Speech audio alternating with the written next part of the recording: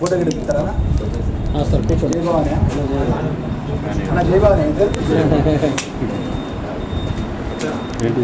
వ్యవసాయంపై ఆధారపడ్డ రైతులు కానీ అది కేంద్రంలో రాహుల్ గాంధీ నేతృత్వంలో పార్లమెంట్లో కాంగ్రెస్ పార్టీ పార్లమెంటు సభ్యులు ప్రశ్నించినా కూడా కానీ నల్ల చట్టాలను వెనక్కి తీసుకోకుండా మొండిగా కేంద్ర ప్రభుత్వం ఉంటే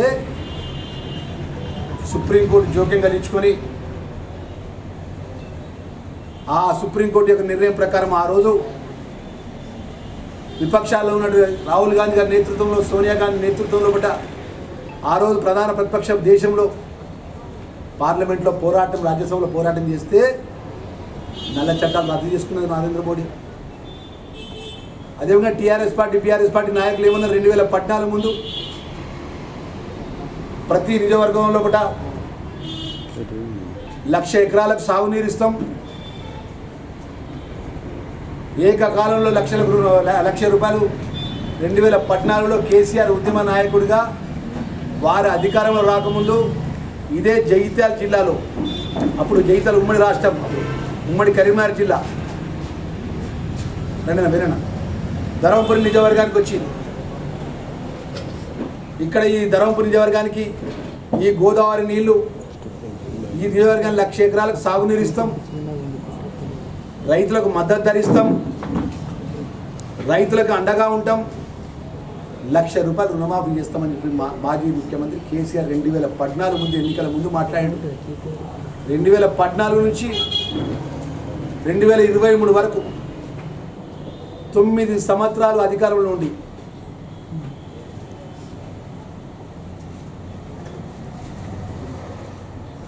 ఏ జిల్లాలో కానీ ఏ నియోజకవర్గంలో కానీ మాజీ ముఖ్యమంత్రి కేసీఆర్ కానీ వారి మంత్రులు హరీష్ రావు గారు కానీ కేటీఆర్ కానీ మొన్నటి వరకు ఈ జిల్లాలో మంత్రిగా పనిచేసినటువంటి కొప్పురీశ్వర్ కానీ మేమేమో ఈ నియోజకవర్గంలో కానీ ఈ కొత్తగా ఏర్పడే 33 జిల్లాలో మీరు రైతులకు రుణమాఫీ చేసినామని చెప్పగలుగుతారా అని చెప్పి అంటున్నా. ఈ సందర్భంగా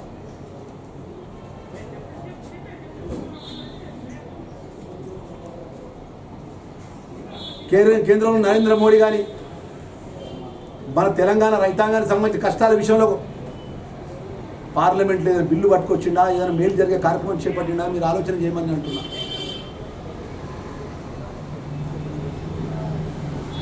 నిన్న రైతు ఐక్యవేది పేరు మీద ఉన్నటువంటి మొదటి వరుసలో ఉన్న నాయకులు ఎవరో ఒకసారి మీరు మీడియాలలో చూడండి. మా మీడియా మిత్రులు అడుగుతున్నా, ప్రజలందరూ కూడా మనవి చేస్తున్నా.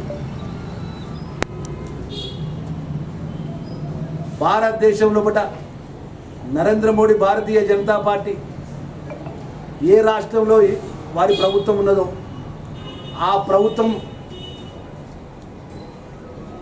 అక్కడ రుణమాఫీ చేసిందని అడుగుతున్నా. భారతదేశంలో ఉన్న రాష్ట్రాలలో కూడా భారతీయ జనతా పార్టీ అధికారంలో ఉండి ఏ రాష్ట్రంలోనా ఏకకాలంలో రుణమాఫీ చేసిందని చెప్పి అంటుంది. మా మీడియా మిత్రులందరూ కూడా మొత్తం యావత్ తెలంగాణ రైతాంగానికి, ముఖ్యంగా ఉమ్మడి కరీంనగర్ జిల్లా రైతాంగానికి, జగిత్యాల జిల్లా రైతాంగానికి, ధర్మపురి నియోజకవర్గం కానీ, జగిత్యాల నియోజకవర్గం కానీ, కోరుట్ల నియోజకవర్గం కానీ, చొప్పదండి కానీ, వెమ్లవాడ కానీ, జగిత్యాల రైతాంగం మొత్తం కూడా రుణమాఫీ విషయంలో పట ఆ రోజు గౌరవ ముఖ్యమంత్రిగా ఉన్న ప్రస్తుత ముఖ్యమంత్రిగా ఉన్నట్టు గౌరవ రేవంత్ రెడ్డి గారు అనేక సందర్భంలో పట 6 గ్యారంటీ పథకాల్లో భాగంగా మేము రైతులు రుణమాఫీ చేస్తారు ఇచ్చిన మాట ఉద్యమం తెలంగాణ రాష్ట్ర జరిగిన ఎన్నికల్లో ఇచ్చిన మాట ప్రకారం ఇక్కడ యావత్ మొత్తం భారతదేశంలో ఉన్నటువంటి మేధావులకు తెలుసు, తెలంగాణ రాష్ట్ర ఖజానా మొత్తం ఖాళీ చేసి కేసీఆర్ టీఆర్ఎస్ పార్టీ లూటీ చేసి ఖాళీ ఖజానా ముఖ్యమంత్రి కేసీఆర్ గారు, అప్పుడున్న ముఖ్యమంత్రి కేసీఆర్ రేవంత్ రెడ్డి గారికి అప్పచెప్తే ఈరోజు రాష్ట్రంలో ఎక్కడి చేయని విధంగా ఒక ధైర్యమైన నిర్ణయం తీసుకొని రాష్ట్రంలో 2 లక్షల వరకు ఎవరైతే రుణం ఉన్నదో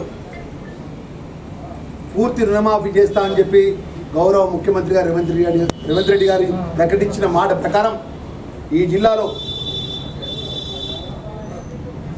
65,970 మంది రైతులకు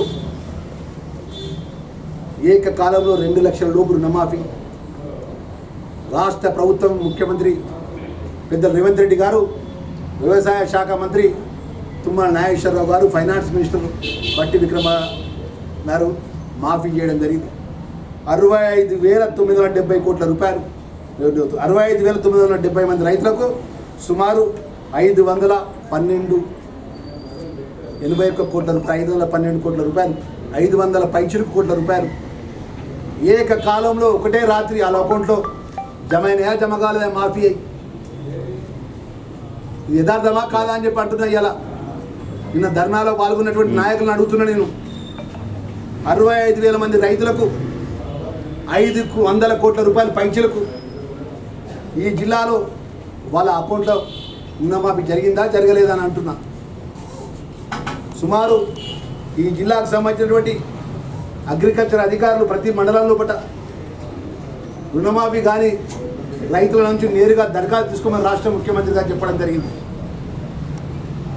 ఆ ముఖ్యమంత్రి గారు చెప్పిన విధంగా మన జిల్లాకు సంబంధించిన 18 మండలాలకు సంబంధించిన రైతాంగానికి సుమారు 4,474 అప్లికేషన్స్ రైతులు రుణమాఫీకి సంబంధించిన ఇబ్బందులు ఉన్నాయని చెప్పేసి 4,474 మంది రైతులకు రుణమాఫీకి మాకు జరగలేదు, సరిగ్గా మాకు రుణమాఫీకి మా అకౌంట్లో పైసలు జమ కాలేదని చెప్పేసి వారి ఫిర్యాదులు అగ్రికల్చర్ డిపార్ట్మెంట్కు ప్రతి గ్రామంలో ఉన్నటువంటి ప్రతి మండలంలో రైతు ఐక్యవేదిక కార్డు ఇచ్చినటువంటి దరఖాస్తుల విషయంలో చెప్తున్నా. అంటే 65,000 మంది రైతులకు మాఫీ చేసినటువంటి ముఖ్యమంత్రి గారు 4,474 మంది మిగిలినటువంటి రైతులకు రుణమాఫీ చేయడానికి చెప్పి ప్రశ్నిస్తున్నాం. నిన్న పెద్ద పెద్ద మాటలు మైక్ పట్టుకొని మాట్లాడే మాటలు మద్దతు ధర ప్రభుత్వం ఇవ్వాలని మాట్లాడుతున్నారు, బోనస్ ఇవ్వాలని మాట్లాడుతున్నారు. ఇవాళ నేను చెప్పినటువంటి అక్షరాలు ఒక జిల్లా కాంగ్రెస్ పార్టీ అధ్యక్షునిగా, ప్రభుత్వం తర్వాత ప్రభుత్వ విప్పుగా, శాసనసభ్యుడిగా నేను మన ద్వారా బడ్జెట్లో ఉన్నటువంటి ఫైనాన్స్ ఆర్థిక ఇబ్బందులు దృష్టిలో పెట్టుకుని దఫల వారీగా ఆ ఒక రుణమాఫీ కూడా చేస్తామనే విషయాన్ని కూడా మా మీడియా మిత్రుల ద్వారా రైతాంగానికి మనవి చేస్తున్నాం. ఎక్కడ కూడా మేము మాట ఇచ్చి కాంగ్రెస్ పార్టీ పెద్ద రేవంత్ రెడ్డి గారి నేతృత్వంలో ఎన్నడూ కూడా కాలు వెనుకకు వేలే. రైతుల పక్షాన ఇలా రైతు బీమా పథకం కానీ మేము చెప్తున్న ఈ జిల్లాకు సంబంధించినటువంటి రైతుల విషయంలో మీరు ఒక్కసారి ఆలోచన చేయండి. నిన్న పెద్ద పెద్ద మాటలు మాట్లాడే రైతులు కూడా మొన్న వడ్ల కొనుగోలు విషయంలో కూడా నూతనంగా ఏర్పడ్డ ప్రభుత్వం మా మీడియా మిత్రులు సాక్ష్యం. అక్కడికి పోదాం, మొన్న నూతనంగా ఏర్పడ్డ ప్రభుత్వం లోపల ఏ విధంగా ఇబ్బందుల పాలు, గత ప్రభుత్వం ఏ విధంగా ఇబ్బందుల పాలైళ్ళు, కొత్తగా వచ్చిన ప్రభుత్వం లోపల మెరుగైన రీతిలో మెరుగైన పరిస్థితుల్లో కూడా వడ్ల కొనుగోలు చేసినామా చేయాలి. కొంత ఇబ్బంది ఉన్నప్పటికీ కొంత అధిగమించలేదా రాబోయే రోజుల లోపల మొన్ననే గౌరవ సివిల్ సప్లై మినిస్టర్ గారు చెప్పారు ఉత్తమ్ కుమార్ రెడ్డి గారు, సన్న వడ్లు బోనస్ విషయం లోపల క్లియర్గా కేటగిరికల్గా ప్రతి మంత్రివర్గం లోపల మంత్రులు వారి ఆ శాఖలకు సంబంధించిన విషయం లోపల రైతులకు అండగా ఉండే నిర్ణయాలు జరుగుతున్నాయి, పేద ప్రజానికానికి అండగా ఉండే నిర్ణయాలు జరుగుతున్నాయి తప్ప మేము ఎప్పుడు కూడా దాటేసే దూరం మాకు లేదు.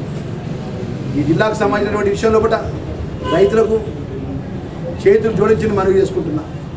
ఏదైతే వాళ్ళ లబ్ధి కోసం, వాళ్ళ పార్టీ ఉనికిల కోసం రాజకీయంగా మేము ఏదో కావాలని చెప్పి గ్రామ మండల తిరుగుకుంటూ రైతులను పోగు చేసే ఆలోచన గల నాయకులకు బుద్ధి చెప్పండి మీరు.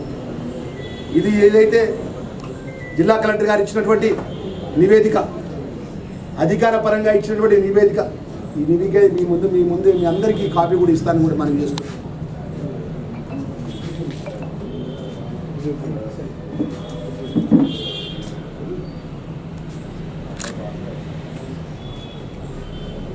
ఈ జిల్లాకు సంబంధించిన పెద్దలు జీవన్ రెడ్డి గారి నాయకత్వంలో ఒకట, ఈ జిల్లాకు సంబంధించిన మంత్రివర్యులు శ్రీధర్ బాబు గారి నాయకత్వంలో ఒకట, ఈ జిల్లాకు సంబంధించిన పొన్నం ప్రభాకర్ గౌడ్ గారు, ఇద్దరు క్యాబినెట్ మినిస్టర్లు ఉన్నారు, పెద్దలు సీనియర్ లీడరు మా ఎమ్మెల్సీ జీవన్ రెడ్డి గారి నేతృత్వంలో కూడా రైతులకు గవర్నమెంట్ విప్పుగా జిల్లా కాంగ్రెస్ అధ్యక్షంగా మనవి చేసుకుంటున్నా.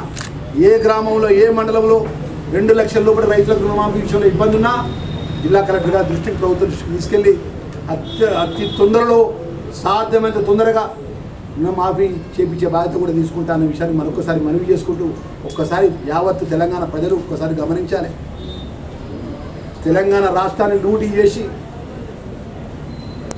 ఖజానా మొత్తం ఖాళీ చేసి ఇష్టానుసారంగా దోసుకొని ఇరిగేషన్ల పేరు మీద లక్షలాది కోట్ల రూపాయలు దోసుకొని ఖజానా ఖాళీ చేసి ఖజానా అప్పచెప్తే ఇలా మొత్తం ఒక ఖజానాను రాష్ట్ర ఆర్థిక వ్యవస్థను లైన్లో పెట్టుకొని దశల వారీగా పనిచేసుకుంటే 9 నెలల లోపల 4 నెలల ఎలక్షన్ కూడా అయిపోతే 5 నెలల లోపల ఇంత విధంగా వారికి వారే విసిగిపోయి ఏదో దేశంలో మేము 10 సంవత్సరాలు మేము అధికారం ఉన్నట్టు మేము తప్పులు చేసినట్టు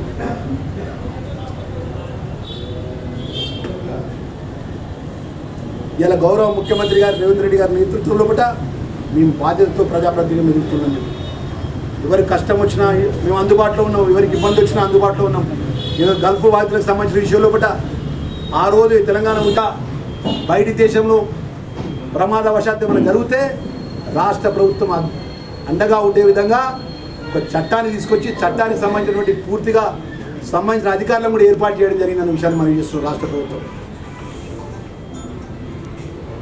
అనేక అంశాల్లో ఒకట ఇవాళ నిరుద్యోగుల యువకులకు సంబంధించిన విషయాన్ని చూడండి. మేము అధికారంలోకి వచ్చినాక ఎంతమంది నిరుద్యోగ యువకులకు మేము ఇచ్చిన మాట అమలు చేసినామనే విషయాన్ని మనం చేస్తున్నాం.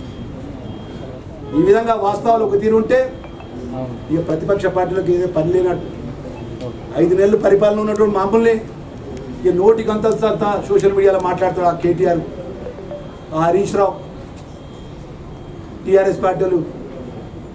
మన మా మిత్రుడు హైదరాబాద్లో చెప్తుండు, అన్న నెలకు కోట్లాది రూపాయలు ఇచ్చి సోషల్ మీడియాను ఒక అబద్ధాన్ని 10 సార్లు చూపెట్టి నిజం చెప్పే ఆలోచనతో టీఆర్ఎస్ బీఆర్ఎస్ పార్టీ పనిచేస్తుందంటు.